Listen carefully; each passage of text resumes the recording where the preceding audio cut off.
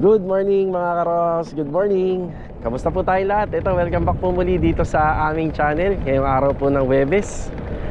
Ayan, another day and another house improvement. Bali maikli lang tong video natin mga karos ngayong araw ng Huwebes. Mayroon akong isi-share sa inyo na bagong ginagawa naming mga diskarte habang nagre-renovate po kami. Alam niyo naman, dito sa aming YouTube channel, hindi po tayo madamot mag-share ng mga idea. So samahan niyo po muli kami ngayong araw na to. Enjoy watching po. Let's go. Tara. Okay mga karos, nandito na tayo sa phase 3 muna.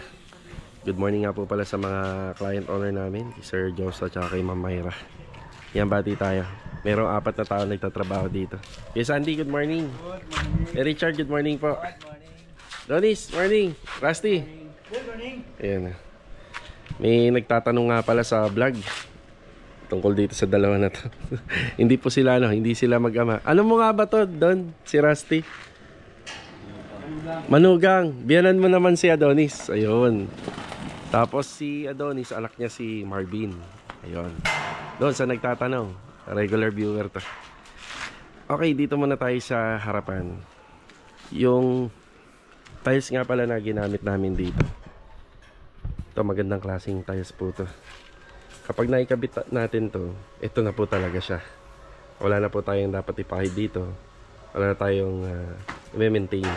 Punas-punas lang. Pero kung gusto mo na mas buhay na buhay siya kapag natapos, itong tiles na to, pwede nating tahiran ng solvent sealer. Yan, solvent, kahit na anong water base na pwedeng ipahid para maging clear lalo siya. Mas buhay na buhay. Pwede po yun. So dito.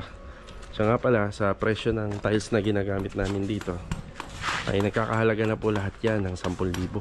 Sama na yung adhesive, simento, yan. Pag nakompleto namin yan, sa harapan pala ng bahay, no? Sa 3 poste, sa cladding at saka dito. Yan, nagkakahalaga na kagad siya ng 10,000. So medyo pricey, medyo mahal, pero maganda naman. Kasi talagang pinaghandaan to ni client owner.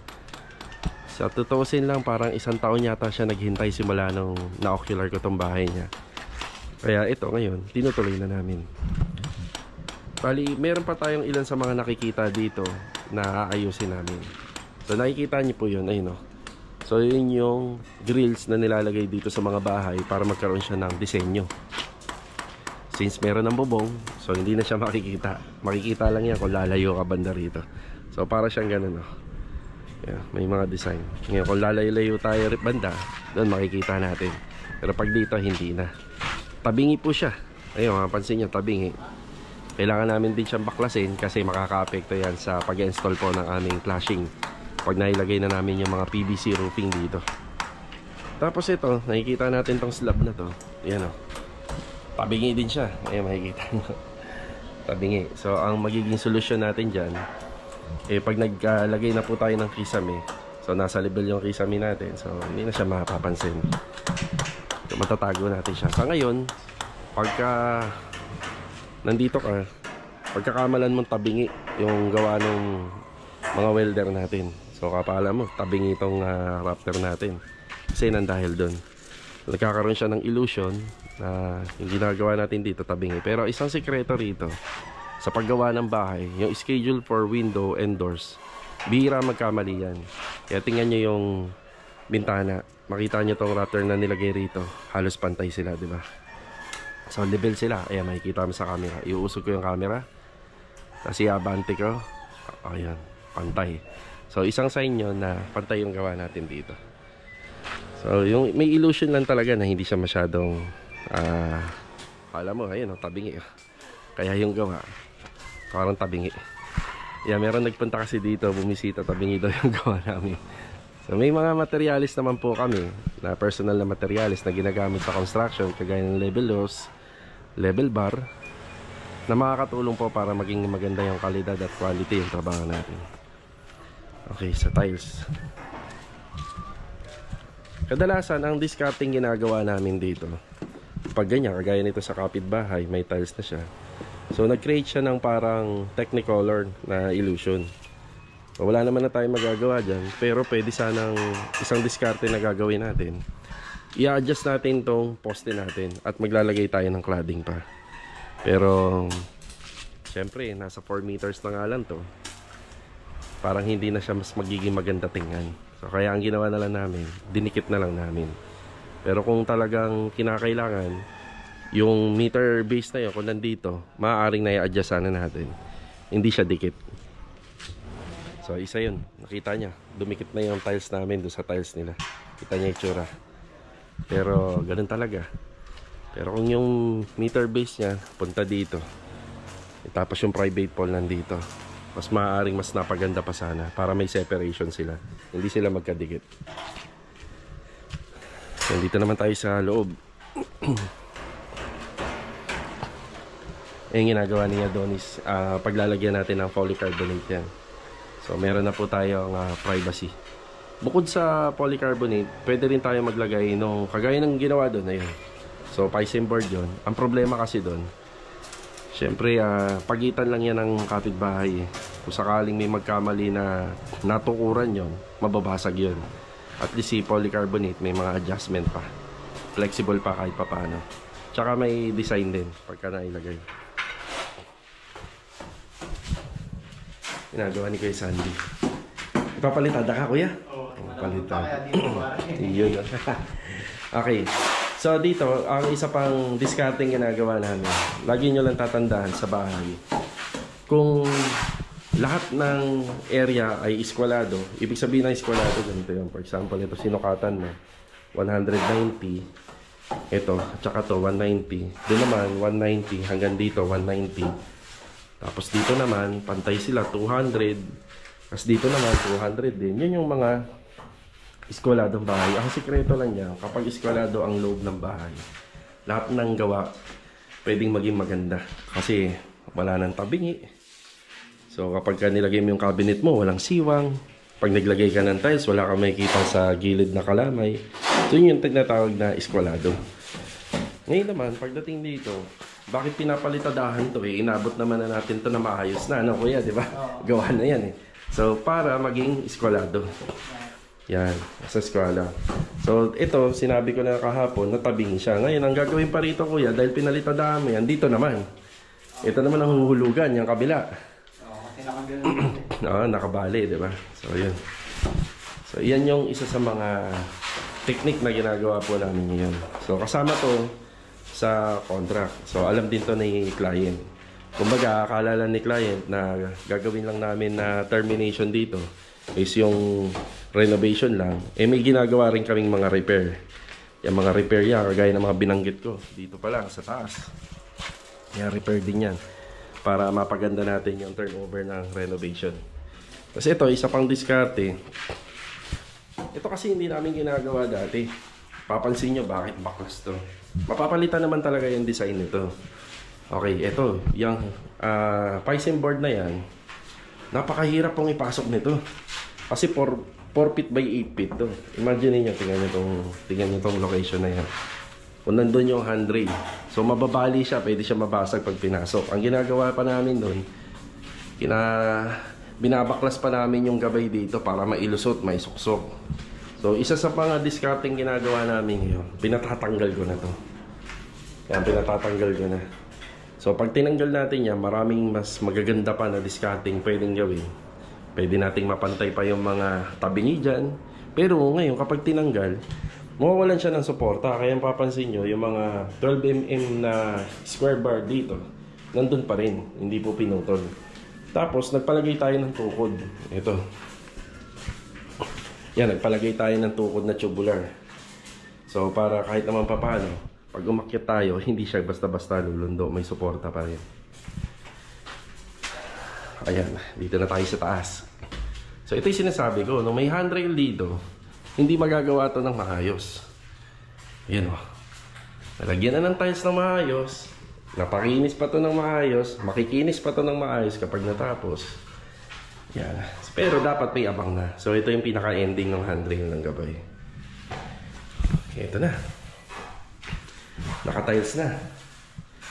So, kasunod na trabaho na papasok dito dahil PVC panel naman, kaya inuna na namin yung pag-install ng tiles. At saka, hindi naman po mataas yung kisame. Hindi na ho kami gagamit ng mga tuntungan dito, ng mga mabibigat, kagaya ng bakal, ang damyo. So, enough na. Tingnan nyo ako. Hawak-hawak ko na nga yung metal paring eh. Hawak-hawak na natin. So, kailangan na lang dito, kahit balde na lang or kahit na monoblock na upuan, pwede na. So, hindi na magagasgasan yung tiles natin. So, papansin nyo, sa standard naman ng renovation, ceiling, electrical ceiling, pag natapos na mga walls, unahin na yan para hindi na masyadong makalat. Bago yung tiles. Pero dito, nag-tiles muna kami. Yan. Diba kasi pagka naka-tiles na yan, marami nang pwedeng pumasok. So, baka mamaya or bukas, dumating na yung PVC panel na in-order natin na mga napili ni client. So, kapag naikabit na, room partition na. So, dito sa room partition, hindi naman magkakaroon ng dalawang kwarto to. So, naka-maximize lang siya for one bedroom pero may separation yung walk-in closet. So, magkakaroon siya ng walk-in closet. So, ito yung mga diskarte na bago na ginagawa namin sa renovation. Malay mo, nagpapagawa ka ng up and down unit. Yan, pwede mong gayahin to. So, yung mga problema din sa mga leak problem, yan kami na rin po yung aayos niyan. So, kailangan naman, ito, nakikita nyo itong sa taas. Insulated siya ng piscine board. So, ang discarding gagawin namin po dito, yan, kailangan, bago namin ma-turn over, ma-repair and maintenance na po namin yung sa taas. At kung may kailangan palitan, i-report natin kay client kung gusto niya pang gastusan. So, mas maganda dyan, renovation eh, kasi bago na nga lahat eh. Tapos yung tungkol naman sa mga leak problem sa mga walls, kailangan bago ka magpapintura, maayos na yan. So tapos na yung leak. Wala na sana leak. Tapos itong part na to, makikita nyo, ito ay wala dati. So magiging karugtong na kasi ito ng landing dahil nilipat na namin yung pinaka niya, yung pinaka-pintuan niya. Mapupunta na doon sa gilid. Saka pala, pag nagpapagawa ka rin ng extension, kinakailangan po sana na yung mga demolition na i-turn over mo na doon sa sa finishing. Kasi kapag finishing stage na tapos doon ka pala magpapademolish, mas malaking abala at malaking trabaho. Kaya papansin niyo yan. Yung ginawa natin to, yung pati yung mga dapat i-demolish dyan, pinademolish na natin. Yan.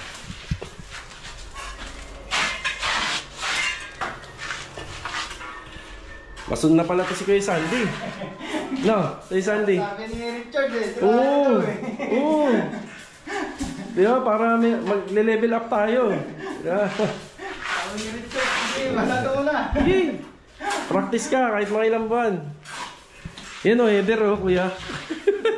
Header. Masun na pala yung kuya eh. Masun na. Turuan mo, maganda. Maganda pala nakaka-partner kay Kuya Richard ang tao eh. Tututo eh. Mahirap pa, para matuto ka. Kaya nga. Ayun o. Okay, doon naman tayo sa kabila. Si Epoy nandun, puntahan natin. Okay, nandito naman tayo sa kabila. So ito mapapansin.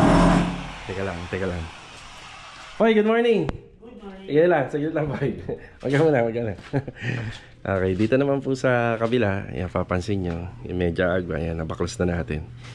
Actually, kung ang turnover mo sa unit ay wala naman na bubong, hindi mo kailangan tanggalin yan kasi hahanapin po yan pag nagbawi ka ng construction ban eh. Hahanapin nila yan. Pero since may mga ceiling itong gawa natin, ang mangyayari po kasi, ano po tawag dito, matatakpan na po siya. Hindi na po siya kailangan.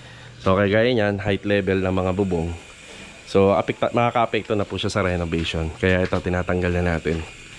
Yan, pinauna na natin tanggalin yan. Kagaya nila Adonis, gumagawa na sila ng roofing trusses doon. So at least dito, dire-diretso na sila. Wala nang demolition pa na mangyayari.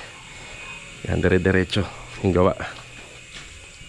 Tapos dito naman, ang isang discarding ginawa natin. Poy, good morning ulit.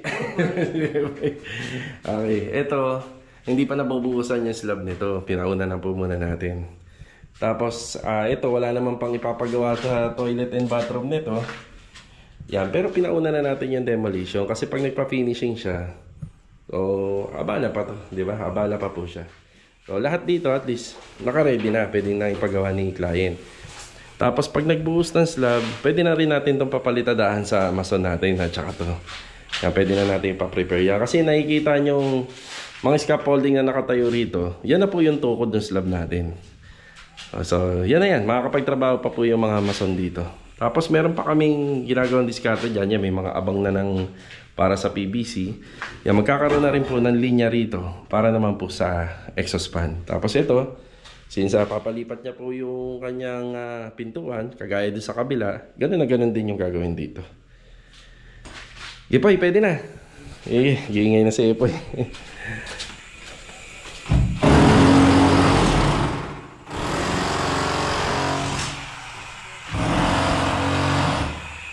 Bali mga karos, maikli lang yung vlog natin ngayong araw po ng Webis. Pero magbibigay tayo ng update dito. Kasi itong project na to, malapit na to matapos. At isa to sa inaabangan ni client owner, yung nagpapagawa. Yan, mailbox, house number, kabit na. Tapos, syempre dito sa floor, ang diskarte naman po dito, siya yung pinakahuli. So, papansin nyo, wala pa kami pinapahid na tile grout. Yung trench drainage namin dito, yan, ganyan pa rin po yung itsura niya, naka-primer. Panghuling-huli na. Para less na yung mga taong papasok, doon na po natin i-finish yun sa flooring. So, ang finish ng flooring natin, mag-apply tayo ng tile grout application, tapos syempre, general cleaning. So, ayun na po pala yung, yung pinagawa ko kahapon. Ayan o. So, APC yung ginamit namin dyan. Tapos, ang pinangsilyado natin dun sa mga edge and corners, para hindi pasukin ng tubig, silicone sealant. Yan. Yan. Silicone sealant. Yan, dito bati tayo. So, ito muna yung pinagagawa natin. Ayan, nagkaroon siya ng dati. Para sa akin, ang bagay na cortina rito, siguro ganyan kulay. Mas maganda. Yan, para bumagay. Tapos dito may lalagay kaming track bar.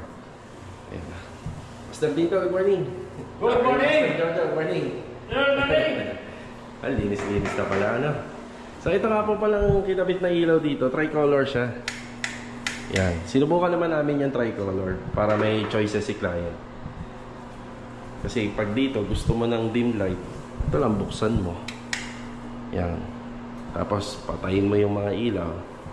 Maganda, di ba? Yan. Tapos, schedule na rin to for general cleaning. Ang final retouching ng mga gumawa ng mga aluminum dito by Saturday. Yan, Saturday po. Kuya, Saturday na. Ako, boss. Saturday. La Master Batan, tsaka sila Master Ryan. Yan. Torado na. Okay. Tapos medyo bitin lang po dito. Kasi dito naglalagay kami ng ilaw. Pero pagbalik ni client sa Pilipinas, pag siya natitira rito, ipaayos niya daw to. Sa ngayon, 3 ilaw muna na LED ang makikita natin. Yan lang po muna. Tapos ay papaayos na lang natin. Jo! Ay hindi, ako na lang dadaan.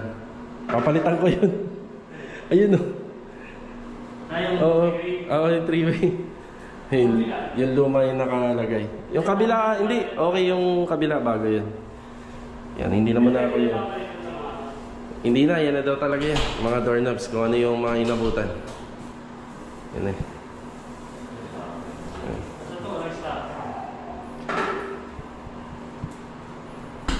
Wala bang stopper yan?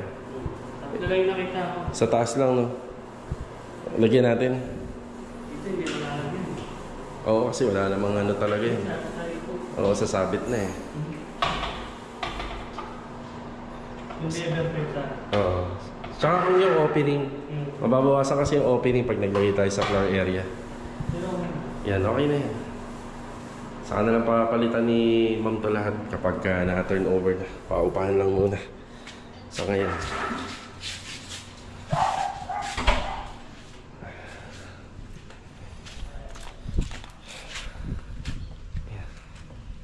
Bali mga karos, hanggang dito na lang po muna yung vlog natin. Yan ngayong araw po. Bali, maikli lang yung vlog natin dahil kailangan ko pong kausapin yung mga magpapagawa ng bahay at saka yung mga supplier po para sa mga ongoing project natin. Kagaya dito sa phase 3, sikasuhin natin yung spandrel ceiling natin, PVC panel. Yan, kailangan ko munang bigyan ng oras. Bali, kailangan ko munang bigyan ng oras yung mga plano dito sa mga susunod po natin na schedule at assignment dito sa mga ongoing project natin. So kailangan ko po makipag-usap kila client sa mga mapipili nilang materyales. Tapos meron din po tayong kakausapin para doon sa magiging next project natin. Dito po sa amin mahalaga po yung schedule kasi tuwing gabi at araw-araw iniisip po namin kung saan po namin i-deploy yung mga tao. Lagi po namin pinagpaplanuhan yan para yung tao lagi pong may gagawin. So ito mga karos, kita-kita na lang po tayo for the next video. Sobrang ikli lang po ng video natin ngayong araw po. So God bless po sa ating lahat. Ingat palagi. Ito, paalam po muna. Let's go. Tara.